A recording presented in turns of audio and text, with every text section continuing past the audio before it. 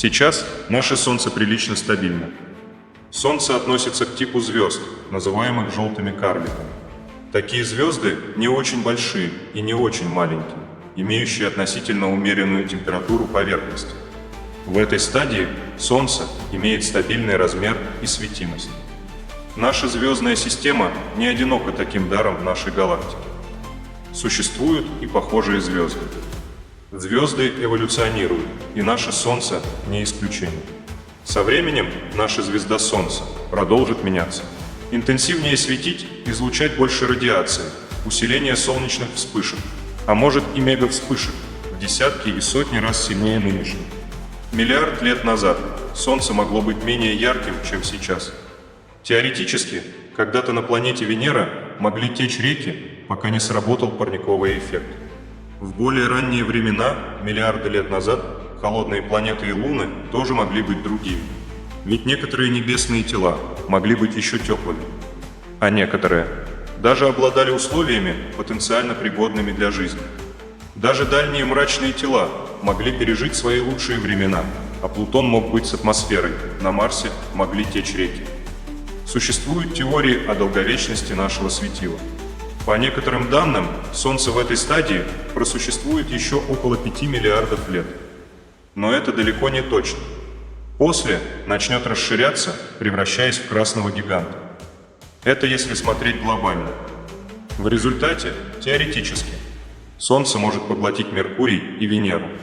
Но ошибочно предполагать миллиарды лет безопасности. До этого времени уже давно на Земле произойдут серьезные изменения. Ведь Солнце будет становиться все агрессивнее. К тому времени, пока Солнце существенно поменяется, океаны на Земле уже испарятся. К сожалению, невозможно на 100% утверждать точно, сколько еще Солнце будет благоприятным для нашей планеты. Не нужно забывать, что магнитное поле Земли тоже будет слабеть. Негативный сценарий Солнца – это неизбежный, просчитанный вариант, это факт. Цивилизация или эволюционирует, или исчезнет. Хотя мы вообще не знаем, останется ли к тому времени человек, а также и ресурсы на планете Земля для масштабных космических проектов.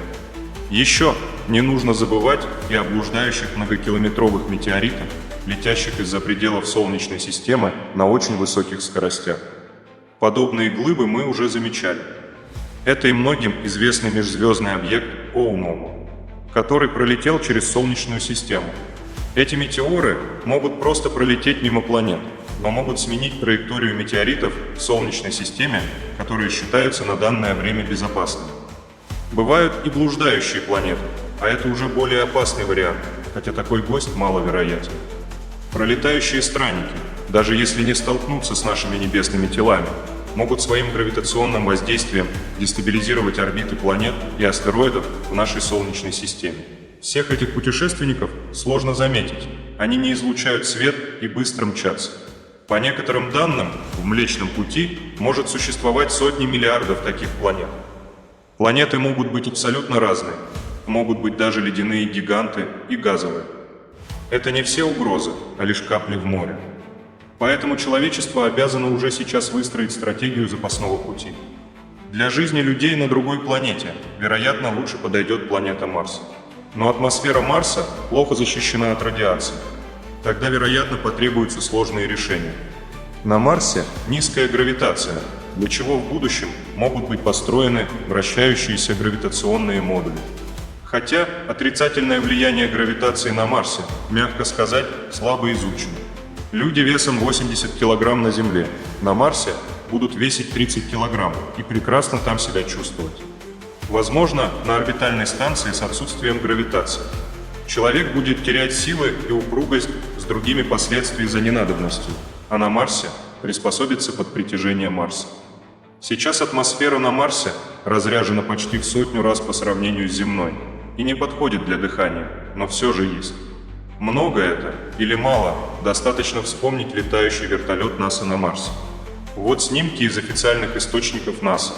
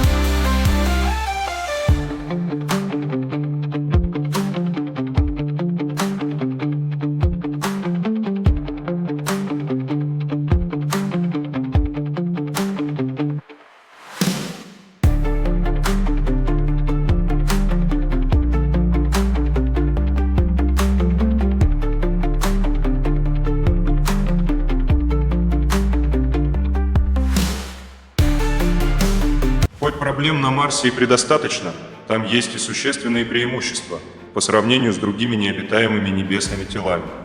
Сутки на Марсе длятся около 24 часа 39 минут, что схоже с Землей. По многим параметрам идея колонизации Марса вселяет серьезные перспективы. Лавовых трубок на Марсе достаточно. Вот некоторые снимки с космических аппаратов. Все фото взяты из официальных источников.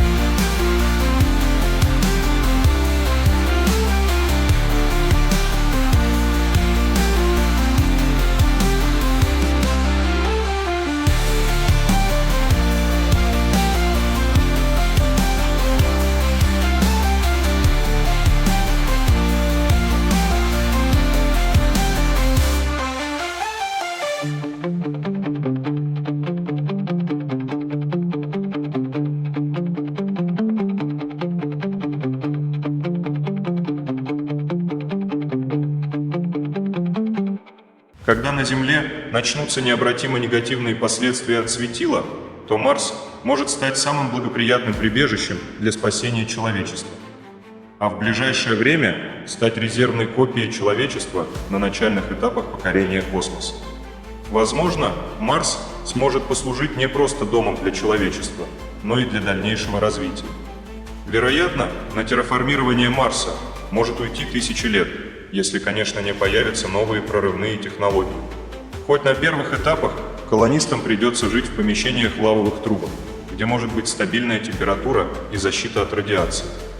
Теоретически, на Марсе можно растопить льды, создать парниковый эффект и даже создать магнитосферу. Это замедлит сдувание атмосферы, и Марс может стать домом на миллионы лет, когда на Земле жизнь станет неблагоприятной. Смотрите на этом канале ролик «Терраформирование планеты Марс при помощи искусственных спутников». Терраформирование Марса – это сложный многоуровневый, многоэтапный процесс, где могут применяться самые разные технологии – космические спутники, инкубаторы для переработки газов, бактерии, генная инженерия и так далее. Кстати, по некоторым данным, температура на Марсе иногда похожа на земную, там есть лето и зима. Наклон оси вращения Марса составляет примерно 25 градусов, что очень схоже с наклоном оси Земли, который составляет примерно чуть больше 23 градуса. Такой наклон является причиной смены времен года на Земле и Марсе. По некоторым данным, в дневное время температура на Марсе может варьироваться примерно около 20 градусов с плюсом, а на экваторе до плюс 30 градусов. Ночью температура может иметь экстремальные значения. Температура может зависеть от мест на Марсе, местами около минус 60, а в некоторых районах около 150 градусов со знаком минус. Температура в некоторых районах на планете Марс схожа с земной. Год на Марсе длится 687 земных дней, или 668 марсианских суток, что вдвое больше, чем на Земле. Самая высокая гора на Марсе, Олимп, высотой более 20 километров, теоретически может быть использована для конструкции космического порта. На Марсе бывают пылевые бури, что может негативно влиять на солнечные батареи. Во время пылевых бурь на Марсе скорость ветра может достигать 100 км в час и мелкой пылью закрывать солнечный свет. Но за счет низкой плотности атмосферы ветер слабо ощутим. Поэтому, возможно, на Марс потребуется посадить мини-реактор. Теоретически на бури можно влиять при помощи космических спутников. Можете посмотреть на этом канале один из прошлых роликов «Управление климатом на Земле из космоса». У Марса имеется две небольших луны – Фобос и Деймос, что тоже может пригодиться в будущем. На спутниках Марса могут быть построены базы, перевалочные пункты, оборудование, связь, средства раннего обнаружения метеоритов и реагирования, добычи ресурсов для использования на Луне Марса. Центр управления полетами и логистикой, искусственная гравитация. Низкая гравитация на спутниках Марса упрощает большим кораблям взлет и посадку. Фобос постепенно приближается к Марсу, и через несколько десятков миллионов лет он разрушится. Поэтому освоение Лун – немаловажная миссия. Рекомендуется на этом канале ролик «Луна на пути освоения космоса». Освоение космоса важно для будущего человечества. Однажды, хочется этого или нет, рано или поздно, но человечеству придется осваивать другие планеты и луны, а также отправиться к другим звездам. Или человечество эволюционирует, или человечество просто исчезнет в небытие. Не забудьте подписаться. Продолжение следует.